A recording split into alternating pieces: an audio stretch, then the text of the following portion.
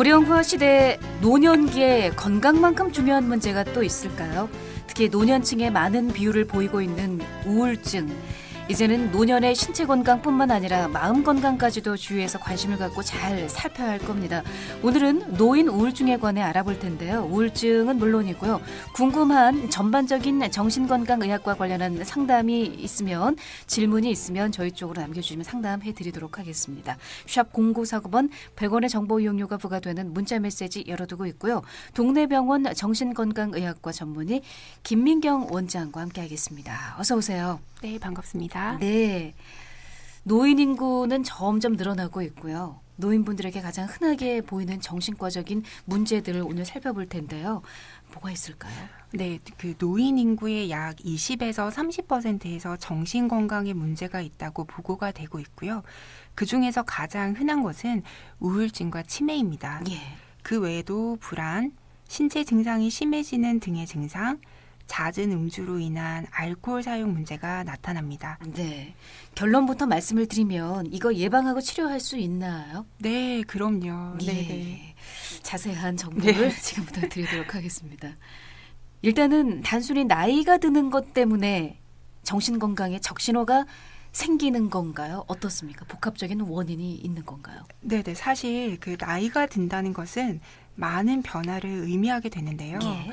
건강하고 젊을 때는 문제가 되지 않던 좋지 않은 생활 습관, 즉 자주 음주를 한다든지 흡연을 과도하게 한다든지 운동을 하지 않는다든지 하는 문제가 나이가 들면서 그것이 누적되어 건강장애 문제로 나타나게 되고 예.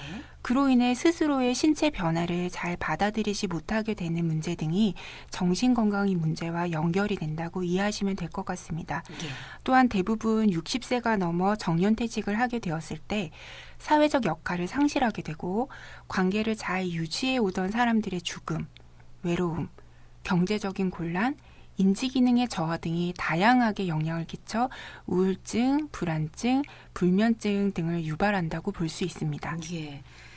우리 부모님의 문제고 또 이후에 나의 문제가 될 수도 있는 노인들의 정신건강 문제 오늘 다루고 있습니다. 앞서서 음주라던가 흡연, 운동을 하지 않은 습관, 이게 젊을 때는 괜찮은데 이 습관이 누적되다 보면은 노년층에 상당히 문제가 되고 이게 우울증으로 여러 가지 질환으로 이어질 수 있다는 말씀이시네요. 네, 그렇습니다. 네. 그래서 젊어서의 어떤 건강한 생활 습관 이런 것들도 굉장히 중요하다고 하겠고요. 예. 그러한 것들이 젊었을 때는 크게 문제가 되지 않다가 나이가 들어서 여러 가지 신체적인 문제가 병합되어서 나타나게 되면서 정신건강에까지 크게 영향을 끼친다고 보시면 되겠습니다. 네. 누적되고 있다고 보면 되겠네요. 그렇습니다. 그래서 젊어서부터 좀 신경을 쓰시는 것이 필요합니다. 우울증에 대해서 조금 더 자세하게 알아보겠습니다. 얼마나 흔한 질환인지요, 노인분들에게요? 네, 지역사회 노인들에서 우울증은 대략 10에서 15% 정도로 보고가 되는데요. 그렇게 많나요? 그렇습니다. 예. 남성들보다는 여성들에서 더 많고 신체 질환이 있는 사람들이 더 위험합니다. 예. 노년기에서 나타나는 우울증은 타 연령과는 증상의 호소가 조금 다르다고 할 수 있는데요.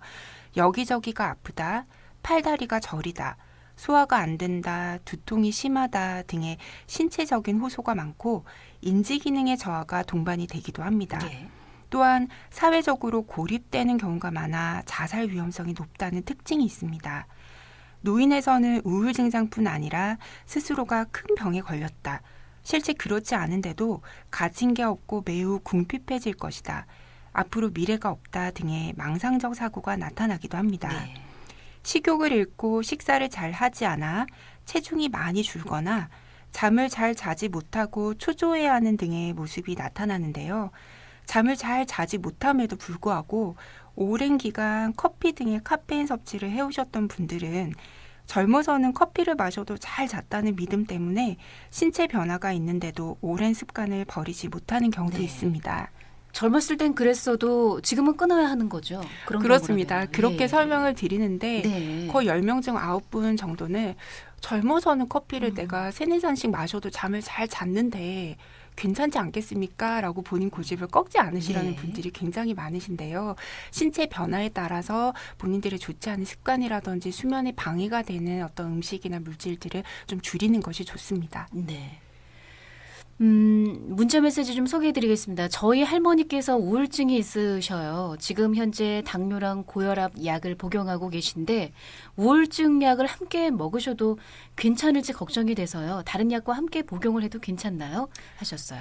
네, 외래에서 사실 이런 질문들을 굉장히 많이 해주시는데요.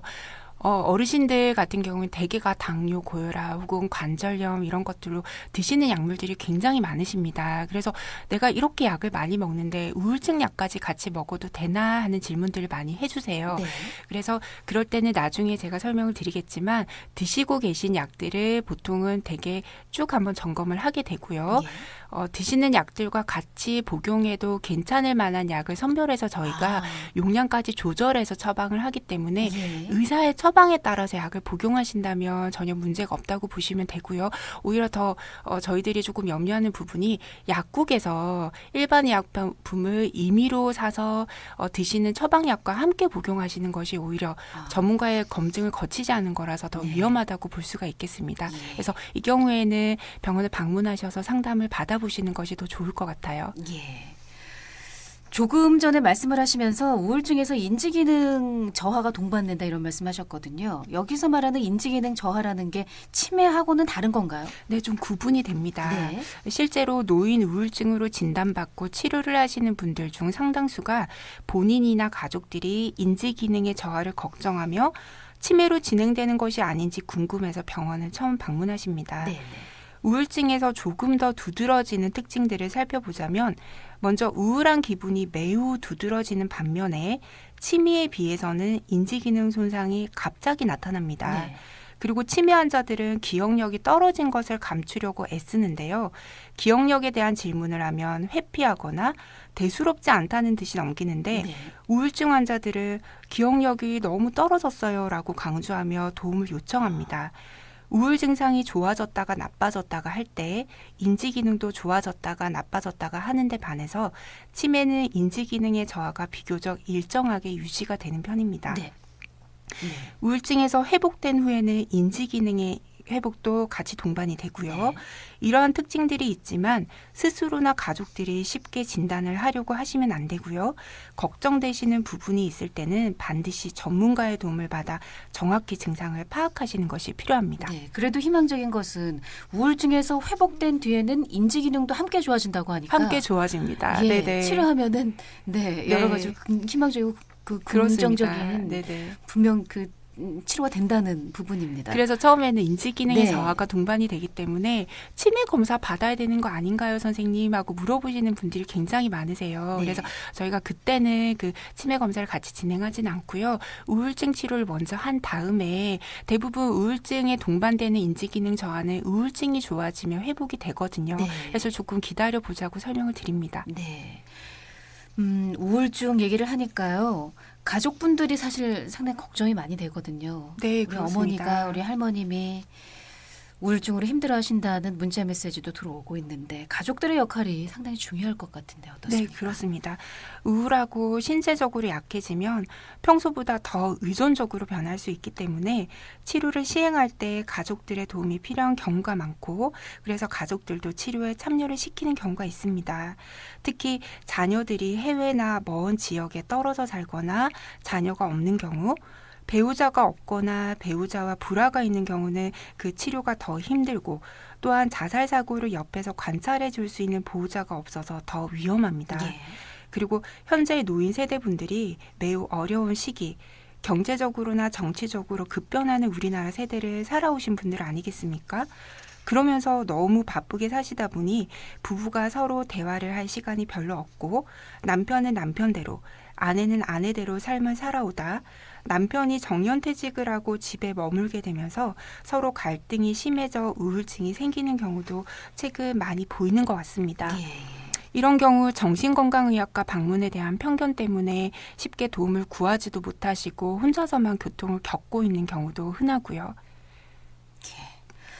자, 그렇습니다. 오늘 우울증 얘기를 하고 또 어르신들 얘기를 하다 보니까 문자 메시지가 주로 이제 장인, 장모, 할머니, 어머님 얘기들을 많이 하고 계신데 83세 장인께서 이분은 사탕을 너무 자주 드셔서 상당히 걱정이 된다고 건강에 이상은 없을까요? 당뇨나 혈압은 없는데 드시는 음식에 대해서는 걱정이 많으시다 하셨어요. 아, 네네. 사실 그 사탕을 간혹 드시는 것이 우울증을 악화시키는데 영향을 준다고 볼 수는 없고요. 다만 네. 단 음식을 많이 드시게 되면 그 혈당이 급격하게 올라가는 것이 반복이 되다 보니까 당뇨병이 생길 가능성이 조금 더 높아질 수는 있습니다. 그런데 80세가 넘으셨기 때문에 평소에 생활 습관을 고치기가 더더욱 힘드실 예. 거예요. 그래서 강압적으로 사탕을 절대 드시지 마시도록 하지는 마시고 조금 더 그 건강에 좋은 간식을 권하시면서 같이 시간을 좀 많이 가족분들께서 보내주시면 예. 심심하실 때마다 사탕을 드시는 것을 가족들과 대화를 하시는 것으로 푸실 수 있도록 도와주시는 게 더 좋지 않을까 생각됩니다. 네.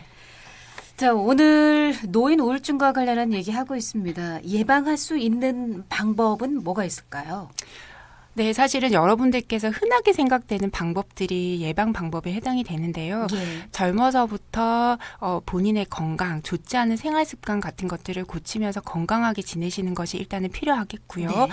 노인분들에 해당되는 문제를 살펴보자면 우울증은 사실 여러 가지 복합적인 부분으로 발병이 되지만 주위에 지지 체계가 많은 경우에는 충분히 예방을 하고 도움을 많이 받을 수 있습니다. 즉 같이 대화를 나눌 만한 이웃 혹은 자녀, 배우자, 친척, 친구들이 주위에 많은 경우에는 도움이 되기 때문에 우울증으로 치료받으시는 많은 환자분들께 저는 그런 말씀을 드립니다. 주위에 뭐 문화센터를 나가시고 혹은 가볍게 봉사활동 같은 것들을 해도 굉장히 도움이 된다고 할 수 있고요. 네. 가장 좋지 않은 것이 우울한 감정에 빠져서 집에서 혼자서만 지내는 것이기 때문에 주위 사람들과 많이 어울리시고 낮에 햇볕을 많이 보시고 건강에 좋은 생활 습관을 교정하는 것만으로도 약물 치료하지 않고 우울한 감정을 회복하는 데 많이 도움이 된다고 할 수 있겠습니다. 네, 자살로까지 이어질 수 있는 노인 우울증. 나이가 들면 누구나 겪는 것으로 적극적으로 치료할 필요가 없다는 정답은 X겠네요. 정답은 X입니다. 예. 네. 자, 오늘 노인 우울증과 관련한 말씀은 동네병원 정신건강의학과 전문의 김민경 원장이 해주셨네요. 고맙습니다. 네, 감사합니다. 네.